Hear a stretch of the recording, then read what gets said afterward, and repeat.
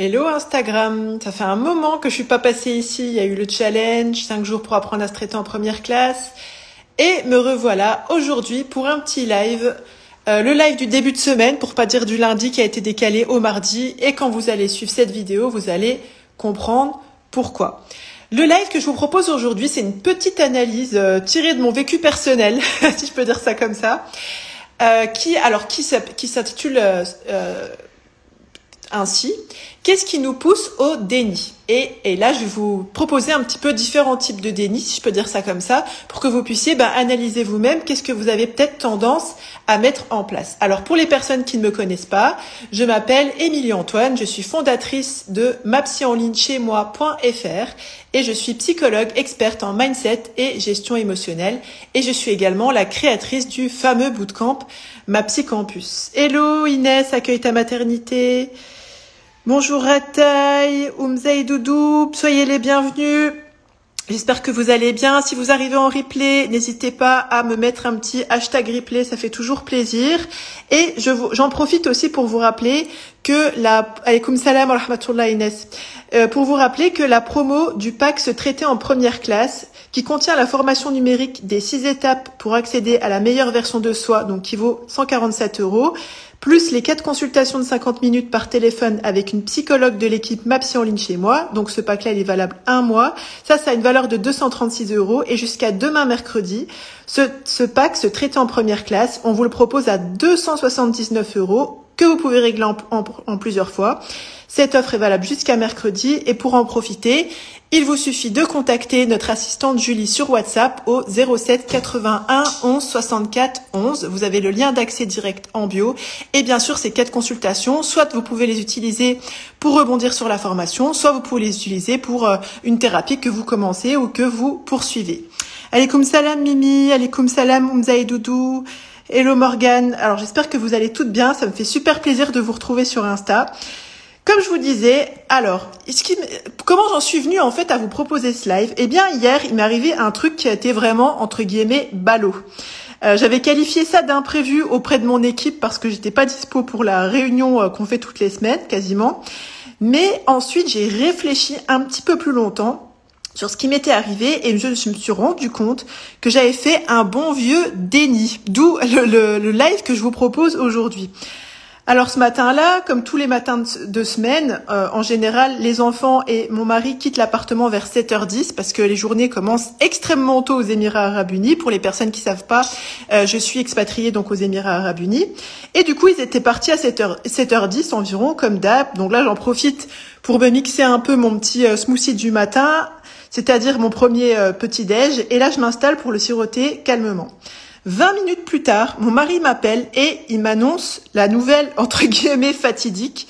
Notre fils est en vacances. Donc là, il l'a amené jusque devant l'école et il y avait une dame qui était devant l'école qui lui a dit « Mais en fait, non, les KG, donc c'est-à-dire les maternelles, ils sont en vacances depuis vendredi. » Ah d'accord. Le pire, c'est quoi? C'est bon. Alors bien sûr, faut savoir quand même que ces vacances-là, au mois de décembre, durent entre 3 et 4 semaines, d'accord? Donc c'était une nouvelle quand même qu'il fallait prendre en compte. Les gens de meilleure composition diront que ça permet aux enfants de profiter de la météo qui est plutôt printanière aux Émirats à ce moment-là de l'année. Donc nous, on est passé à côté de cette annonce du dernier jour d'école vendredi dernier. Et alors, en plus, on s'est pas loupé une fois, on s'est loupé 2 fois parce qu'il nous arrivait exactement la même chose l'année dernière. Et bon, alors après à notre décharge, il faut savoir que la communication avec l'école, elle se fait à 95% en arabe. Donc nous ne sommes pas arabophones ni l'un ni l'autre. Du coup, on se débrouille avec Google Trad. Mais voilà, on était passé à côté de cette info.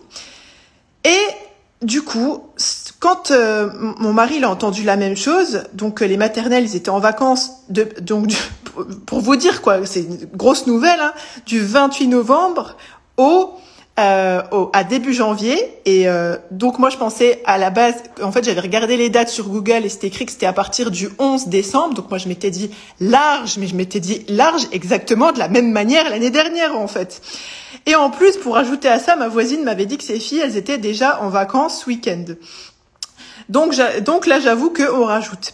Et du coup, j'étais en train de réorganiser ma journée, parce que bon, vous pensez bien que entre le travail, mes apprentissages personnels, la gestion de la maison, en fait, il fallait vraiment tout réorganiser pour ces prochaines semaines autour de la nouvelle donnée qui est la suivante. Mon fils est à la maison toute la journée, entre guillemets. Et je me suis dit, mais comment ça se fait que j'ai loupé ça, en fait? Comment ça se fait que je me retrouve encore dans cette même situation comme l'année dernière? Alors, du coup, j'étais en train, entre guillemets, de l'ambiancer, donc j'essaye de lui faire un peu de sport le matin, je l'amène à la piscine entre deux apprentissages, etc. Et du coup, c'est quand on était à la piscine, pour vous dire, que j'ai commencé à me dire, mais comment ça se fait que j'étais dans le déni à ce point-là, sachant que l'année dernière, il m'est arrivé exactement la même chose. Et pour rappel, je voulais vous parler un petit peu justement de qu'est-ce que c'est le déni. Donc le déni, ça renvoie à un refus de reconnaître ou de connaître une partie de la réalité. Et je pense que tout à chacun, tout à chacune, ça nous arrive de passer par là tout simplement. Il faut savoir que c'est, en psychologie, on appelle ça un mécanisme de défense, donc qui est complètement inconscient, qu'on met en place pour pouvoir se protéger, donc grosso modo, de l'anxiété, de l'angoisse, et on met ça en place pour continuer de se sentir en sécurité. Et du coup, aujourd'hui, je me suis dit, tiens, je vais faire une petite classification de mon cru, si je peux dire ça comme ça, donc qui n'est pas du tout officielle, d'accord, qui est totalement officieuse et qui ne figure pas dans une des bibles des psys, qui s'appelle le DSM, donc le manuel des désordres mentaux. Là, je vais plutôt vous en expliquer, on va dire simplement quelques-uns, on va dire peut-être du moins grave au plus grave, si je peux dire ça comme ça. Allez, comme salam, Sofiane. Donc, vous avez le premier type de déni, donc dans lequel je m'inscris donc complètement. C'est le déni, j'ai pas le time.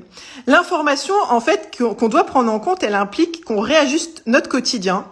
Mais clairement, ça nous arrange pas dans mes plans. Moi, ça m'arrangeait pas dans mes plans. Je me sentais pas les ressources parce que j'étais focus sur autre chose.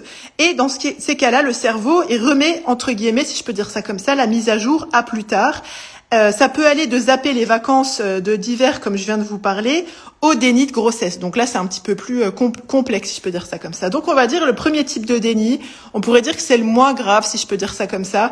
Le déni, j'ai pas le time. Et puis vous avez un déni, je dirais pas qu'il est plus important, mais c'est un level au-dessus, si je puis dire, qui s'appelle, que j'appellerais, encore une fois, c'est une dénomination totalement officieuse, ne me tombez pas dessus s'il vous plaît mes collègues psychologues, le déni qu'on va appeler « il faut sauver le soldat narcisse ». Il faut sauver le soldat narcisse. C'est un peu ce qui se produit quand tu as pris 3 ou 4 kilos, mais que tu persistes à mettre un 38 alors que le 40 prendrait tellement plus soin de tes rondeurs. Reconnaître à ce moment-là qu'on a les formes et tout ce qui bouge, ça nous met en insécurité parce que on lie notre poids ou notre silhouette à notre qualité en tant que femme ou en tant que personne. Alors du coup, dans ces moments-là, on fait le déni de la balance pour protéger notre estime personnelle parce que réellement, il y a une fragilité, entre guillemets, à ce niveau-là. Oui, bien sûr, il y aura le replay. Je vais vous le mettre sur Insta et je le chargerai sur YouTube dans la soirée. Ok, Meisoun? Un autre type de déni. Donc là, je vous ai parlé du déni, j'ai pas le time. Je viens de vous décrire le déni, il faut sauver le soldat narcisse. Et là, je vais vous parler du déni que j'ai appelé je vais bien, tout va bien. Donc là, dans le déni, je vais bien, tout va bien, il s'agit plutôt de se protéger de ce qui est clairement traumatisant, d'accord? Les abus, les négligences, les maltraitances, les agressions, etc. Donc là, c'est quand même assez grave ce dont je vous parle. À titre d'exemple, imaginez que vous avez été battu ou rabaissé par vos parents, mais vous pensez et clamez que vous avez eu une enfance à peu près sympa, si je peux dire ça comme ça. Alors là, dans le figure-là, on pense inconsciemment que reconnaître que nos parents étaient loin d'être parfaits est une réalité trop dure à encaisser. Donc on se met dans ce déni, on se ment à soi-même en se racontant avoir eu une bonne famille. Mais en général, la santé mentale, émotionnelle et relationnelle raconte un scénario émotionnel qui est tout à fait différent. Et enfin, le quatrième type de déni dont je voulais vous parler, c'est le déni du joker. Donc là, on est clairement dans, entre guillemets, le pathologique. C'est une forme de délire. Il s'agit de prendre conscience d'un trouble, d'une maladie, d'une réalité qui nous oblige à nous soigner, d'accord? Mais en général, la personne, elle est carrément plus capable, plus en capacité de reconnaître et de l'admettre. Alors ça peut être par ego, par manque de ressources émotionnelles ou intellectuelles. Tout ça pour vous dire que être dans le déni, ça arrive vraiment à tout le monde. Et une fois que je vous dis ça, je voudrais aussi vous préciser que ce n'est pas une fatalité. Et vous avez vu que le délai, entre guillemets, pour percuter qu'on est dans un type de déni peut être plus ou moins long, si je puis dire, ou existant ou inexistant. Mais toutefois, c'est pas une fatalité. Et là, vous allez peut-être vous dire, mais Émilie, qu'est-ce qu'on peut mettre en place pour justement ne pas inconsciemment être dans le déni? Et là, ce que je vous conseillerais vraiment, ce que je considère comme l'introspection finalement, hein, via une intelligence émotionnelle, des capacités comportementales, le niveau de confiance, de sérénité et d'estime personnelle, c'est vraiment de bonnes garanties pour conserver un rapport sain à la réalité. Parce que finalement, le déni, c'est quoi? C'est un refus d'éléments de la réalité. Mais quand on se sent en sécurité psychologiquement, émotionnellement, qu'on se sent des ressources en fait conscientes pour faire face aux événements, bah là, on est beaucoup moins, comment dirais-je, encline à développer du déni. Être consciente de ce qu'on vit et se sentir d'y faire face, c'est hyper important. Et ça demande, c'est clair, indéniablement des ressources.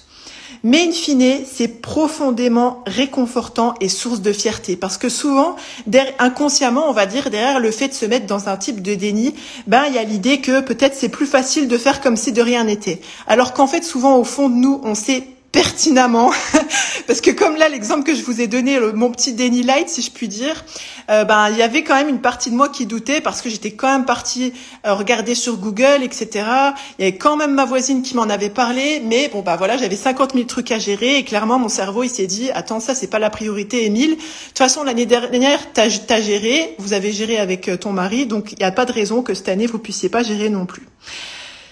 Donc, et je pense vraiment, ça c'est un de mes principes, c'est sur lequel je vous conseille aussi de statuer, si je peux dire ça comme ça. Pour ma part, je considère vraiment qu'une vérité, entre guillemets, amère est bien plus profitable qu'un mensonge édulcoré.